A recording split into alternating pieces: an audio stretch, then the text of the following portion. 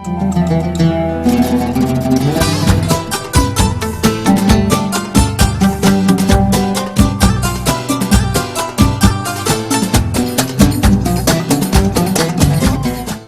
again, I am very much glad to come in front of you all. मैं एक बार फिर बहुत खुश हूँ आपके सामने आते हुए। I think that you all are learning the Hebrew language. मुझे आशा है कि आप सभी इब्रानी भाषा सीख रहे होंगे। And I believe that now you all are acquainted with the things what we are learning. और मुझे आशा है कि आप वो सभी बातें समझ गए होंगे जो हम बातें सीख रहे हैं। So last episode we have learned. और पिछले कार्यक्रम में हमने सीखा था, We have learned the consonants. हमने व्यंजनों को सीखा था। And then we have learned the similar letters. और उसके बाद हमने समान अक्षरों को भी सीखा था। And then we have learned the gutturals. और उसके बाद हमने गटरल्स को सीखा। And then we have learned the begat ke paat letters. और उसके बाद हमने बेगात के पात के शब्दों को सीखा था। So these are the begat ke paat letters, which are 6 letters we have learned. और बेगात के पात में हमने 6 अक्षरों को बहुत अच्छे से सीखा था। And in that I just said that we have hard pronunciation and soft pronunciation. और उसे हम मुश्किल से भी बोल सकते हैं और सरल तरीके से भी, जैसे मैंने बताया था। So today we are going to learn about the similar sounds. आज हम बात करेंगे एक समान ध्वनि के विषय में। So within the consonants, और जब हम व्यंजनों को देखते हैं, so there are certain letters which are having a similar sound. और उसमें कई अक्षर ऐसे होते हैं जिनकी एक समान ध्वनि होती है। 3 letters are coming in the K sound. और जो 3 अक्षर हम पाते हैं वो अक्षर के की ध्वनि में पाए जाते हैं। It is in the K sound. और ये के की ध्वनि में आते हैं। So when we are pronouncing a word, तो जब भी हम उस शब्द को बोलते हैं, when we are pronouncing a letter, जब हम उस अक्षर को बोलते हैं, and there we see that it is as K sound. और तब हम पाते हैं कि जो उसकी ध्वनि है वो के की तरह आ रही है। It is kaf. और यही है काफ and kof और कोफ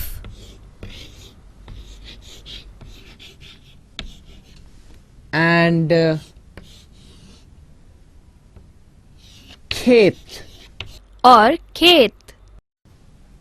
Kaf, खाफ, kof, खोफ, khet. खेत। So all these 3 letters are coming in the K sound. और ये जो तीनों अक्षर है वो के अक्षर की ध्वनि में आ रहे हैं।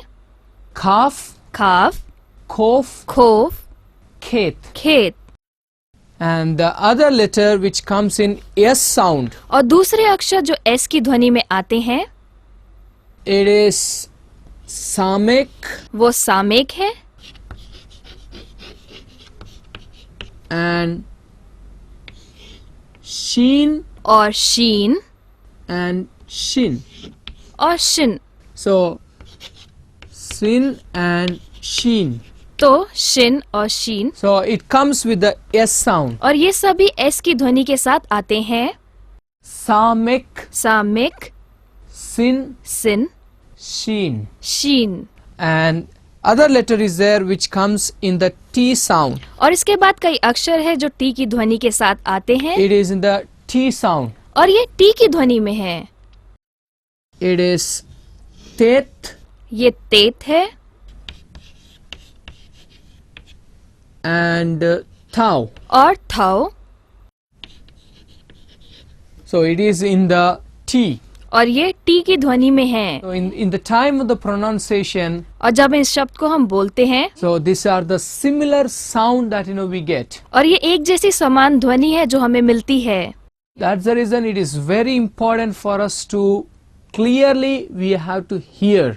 और इसलिए बहुत महत्वपूर्ण है कि हम इसे बहुत ध्यान से सुने। If we fail to hear it with a attentive, अगर हम इसे ध्यान से नहीं सुनेंगे तो and we may confuse. इसलिए हम गड़बड़ा सकते हैं। That's the reason it is very important we need to understand the similarity of the sound. और इसलिए बहुत ही ज्यादा महत्वपूर्ण है कि ध्वनि के विषय में हम बातों को ध्यान में रखें। Today we are going to begin the second part of our alphabets. और आज हम अक्षरों के दूसरे भाग से शुरुआत करेंगे। It's the second part, which is when we say about alphabet. जब हम दूसरे भाग को अक्षरों को देखते हैं So within the alphabet we know that there are two things are there. और हम जानते हैं कि उन अक्षरों में दो चीजें होती हैं। Can you say which is the one?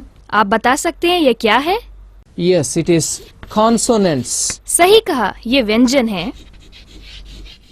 And then the second one, और दूसरे हैं, it is the vowels. और वो स्वर हैं। So consonants, व्यंजन, how many consonants are there? और कितने व्यंजन हैं हमारे पास? I'm not asking about English. मैं आपसे अंग्रेजी के विषय में बात नहीं कर You रहा are हूँ। telling of English, आप मुझे अंग्रेजी के विषय में बता रहे हैं, but I'm just asking you about in the Hebrew language how many consonants are there. पर मैं आपसे पूछ रहा हूँ कि इब्रानी भाषा में कितने व्यंजन हैं। So in the last class and all we have been learning और हम पिछले क्लासेस में पढ़ रहे थे, there are हमारे पास है 22 consonants. 22 व्यंजन।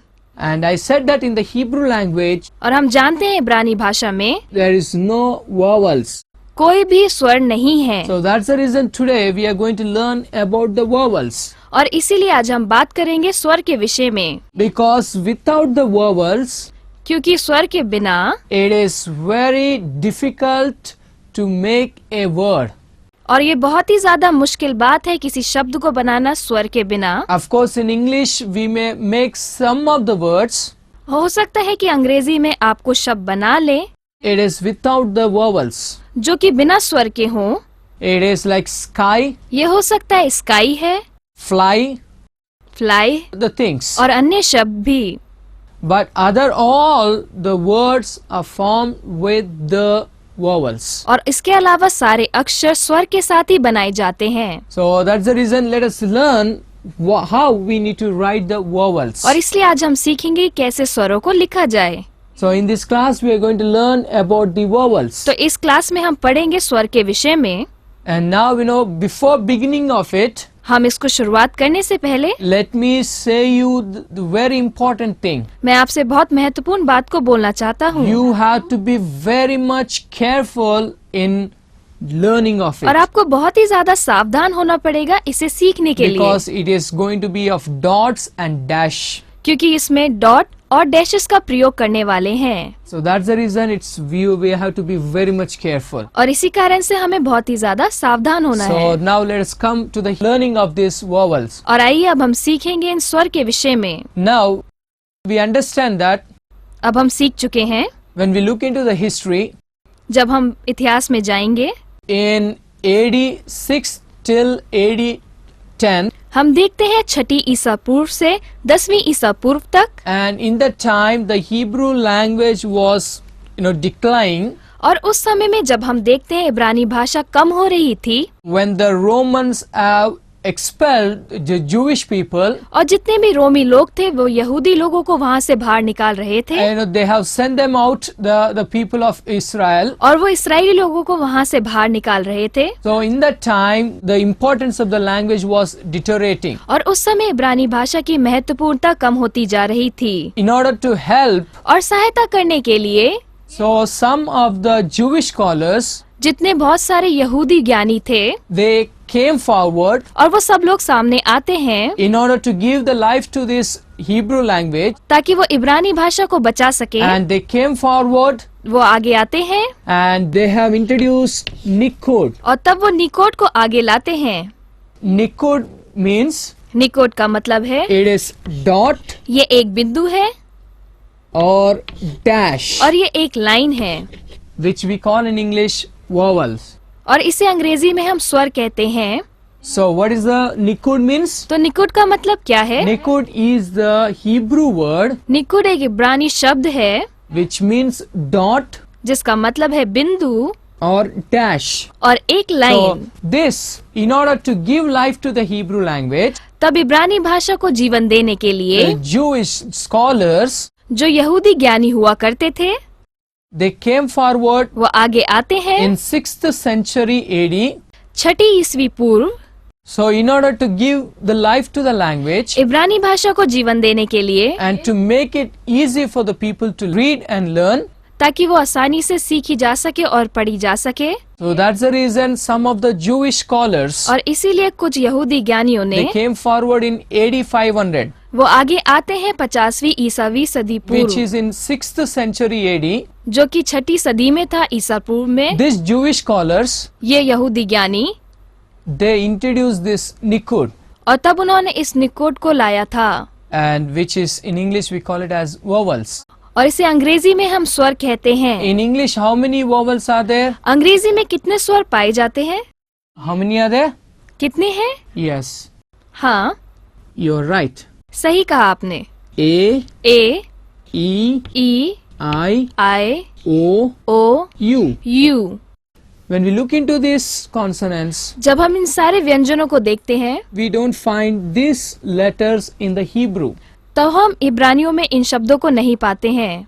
That's the reason this Jewish scholars who is known as Masoretic, और ये यहूदी ज्ञानियों का समूह हुआ करता था जिसे मेजोरेटिक रूप में बुलाया जाता था, so they have introduced of this Nikud. और उन्होंने इस निकोट को प्रथा में लाया था। And when they have introduced this one, और जब वो इस प्रथा को लाए थे, when they have discovered of this dot and dash, और जब वो इस बिंदु और लाइन को लेके आए थे, and then they began to use it in the consonant, और तब वो इसका प्रयोग व्यंजनों में करने लगे थे, it is at the above और ये ऊपर था, or under और ये नीचे था, or within. और वो अंदर था। So it is on above, ये ऊपर था, under नीचे था, or within a consonant. या बीच में था व्यंजन के। That's the reason I just said that we have to be very much careful of observing of these vowels. और इसीलिए मैं आपसे कह रहा हूँ, इन स्वरों को आप बहुत ही ज्यादा ध्यान से देखिएगा। If you fail to understand it, अगर आप इसे अच्छे से समझ नहीं पाए हैं, an entire sentence will be wrong, और आपका पूरा वाक्य गलत हो जाएगा,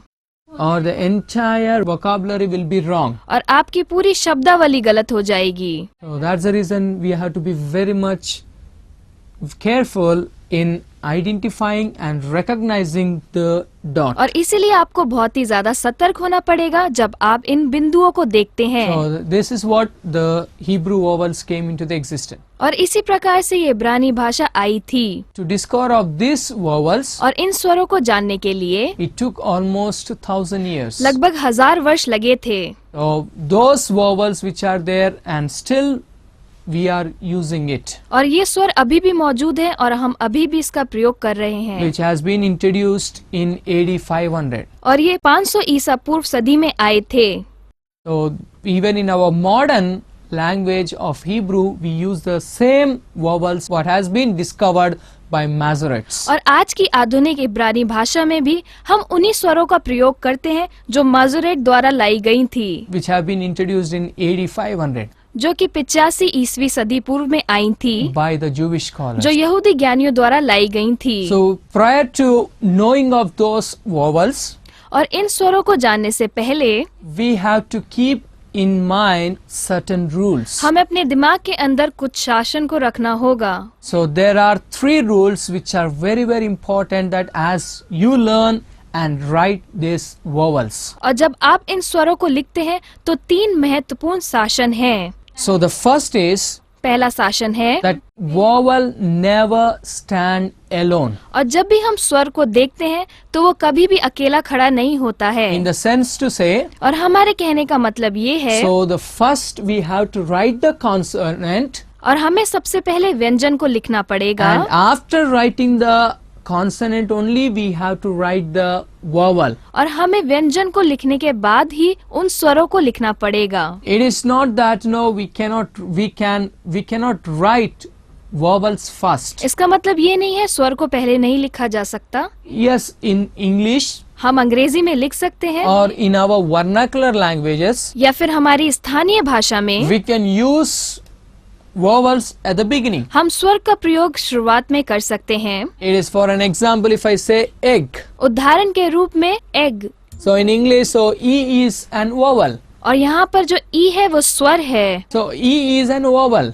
और यहाँ पर जो ई है वो एक स्वर है, So we can begin it with an vowel. और इसकी शुरुआत हम स्वर के साथ कर सकते हैं। But in the Hebrew language, अगर हम इब्रानी भाषा में देखें तो we cannot begin a word or a sentence basing on a vowel. हम किसी भी शब्द या वाक्य की शुरुआत नहीं कर सकते स्वर के साथ। So we cannot begin word or sentence basing on with vowel. और हम किसी भी शब्द या किसी भी वाक्य की शुरुआत नहीं कर सकते हैं स्वर को लगाते हुए, But rather we have to begin with a consonant. और इसलिए हमको इसकी शुरुआत करनी पड़ेगी व्यंजन के So साथ। that is the first rule that we need to keep in our mind. और ये पहला शासन है जो हमें अपने दिमाग में रखना है। The rule is vowel never stand alone. शासन है कभी भी स्वर अकेला खड़ा नहीं होता है। And the second rule, और जो दूसरा शासन है, all consonants, जितने भी व्यंजन हैं, which is 22 consonants, जो कि 22 व्यंजन हैं, accept इसको छोड़कर all of these 22 consonants accept the vowels. और ये सारे 22 व्यंजन इन स्वरों को छोड़ते हुए, It is not that some of the consonants can have this vowel and others cannot. और ऐसा कुछ नहीं है किन्हीं व्यंजन को स्वर मिलेगा और किन्हीं व्यंजन को स्वर नहीं मिलेगा, But it occurs in all these consonants. और ये सभी व्यंजनों के लिए है। In fact, the usage, when we come to the usage, and there we will learn how and why. और जब हम इन व्यंजनों का प्रयोग करते हैं तब हमें पता चलता है क्या और क्यों है ये। And the third rule that you need to keep in your mind, और जो तीसरा शासन हमें अपने दिमाग में रखना है, that the vowel is pronounced after the consonant. और हमेशा स्वर बाद में बोले जाते हैं व्यंजन के। So the vowel is pronounced after the consonant. और जितने भी स्वर हैं वो व्यंजन के बाद ही बोले जाते हैं। Why? Because ऐसा क्यों है? we begin with a consonant. क्योंकि इसकी शुरुआत व्यंजन के साथ होती So है। after with the consonant and then comes the vowel. पहले व्यंजन आता है और उसी के बाद स्वर आता है। So that's the reason we just says that always Hebrew comes with CV. और इसी कारण से हम इस बात को बोलते हैं जो इब्रानी भाषा है वो सीवी के साथ आती है। Which means इसका मतलब है consonant, व्यंजन, vowel, स्वर, consonant, व्यंजन, vowel. स्वर। So it never begins with the vowel consonant, स्वर व्यंजन के साथ नहीं होता with है, the vowel, इसकी शुरुआत स्वर के साथ है but it begins with a consonant. और इसकी शुरुआत व्यंजन के साथ होती So है। that's the reason consonant, vowel, consonant, vowel. इसलिए व्यंजन स्वर व्यंजन स्वर। So these are the three rules that you need to keep in your mind. और ये तीन ऐसे शासन हैं जिन्हें आपको दिमाग में रखना है। I believe that you are mentioning all the things what I am telling. और मुझे आशा है कि आप समझ रहे होंगे जो भी बातें मैं आपको बता रहा It's हूँ। not just to listening, और ये केवल सुनने के लिए नहीं है, because you need to write, then only you are able to learn the language. आपको इसको लिखना पड़ेगा ताकि आप इसे अच्छे से याद कर सकें। So which are these three rules? और ये कौन से तीन शासन The हैं? first rule, पहला शासन है that vowels can never stand alone. कि कभी भी स्वर अकेले खड़े नहीं होते हैं। And the second rule is, और दूसरा शासन है it is that all consonant accept the vowels. सारे व्यंजन स्वरों को छोड़ते हुए। And the third rule is the vowel is pronounced after the consonant. और तीसरा शासन है कि व्यंजन के बाद ही स्वरों को बोला जाता है। So I think that you all are clear with this. और मुझे आशा है कि आप सबको ये बात समझ में आ गई So है। now let us come to learn the vowels, how to write it. और आइए अब हम सीखेंगे कि इसे कैसे लिखते हैं स्वरों को। The vowels ये स्वर हैं। in Hebrew, इब्रानी में it is nikud. इसे निकुट कहते हैं।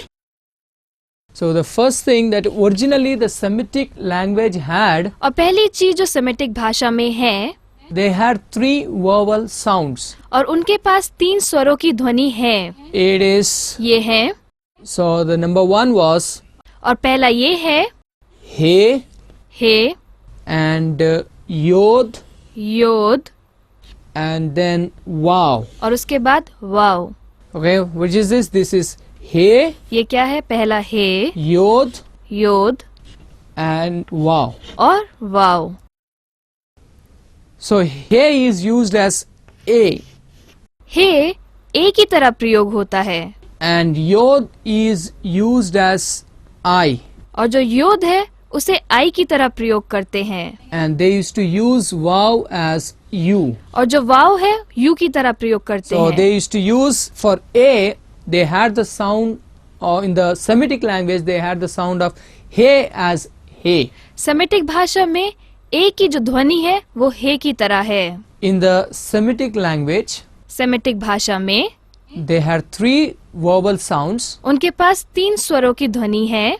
So for to make a sound, जब उन्हें ए की ध्वनि चाहिए होती है they used to use He. वो हे का प्रयोग करते हैं They used to use He. और वो हे का प्रयोग करते हैं And for I और वो आई की जगह पर and for E, और ई की जगह they पर used to use Yod. वो योद का प्रयोग करते हैं And then for O और उसके बाद ओ and U, और you they used to use Vav. वो वाव का प्रयोग करते So हैं basing on this, that they used to make a vowel sound in the Semitic language. और वो सेमेटिक भाषा में इन्हीं चीजों का प्रयोग करते हैं स्वरों के लिए। Basing on this, इन्हीं के आधार पर they used to make an vowel sound. और वो स्वरों की ध्वनि को बनाते हैं It is when if they want to have A, और जब उन्हें ए की जरूरत होती they है use He. वो तब हे का प्रयोग करते हैं For I and E, और आई और ई they के used to लिए use Yod. वो योद का प्रयोग करते For हैं O and U, और वो ओ और यू के they used to लिए use the Vav. वो वाव का प्रयोग करते हैं। These are not the vowels, but they used to have it as a sound of vowels. ये स्वर नहीं है लेकिन वो इसका प्रयोग स्वरों की ध्वनि के लिए करते हैं। So, in this episode, what we have learned? तो हमने इस कार्यक्रम में आज क्या सीखा?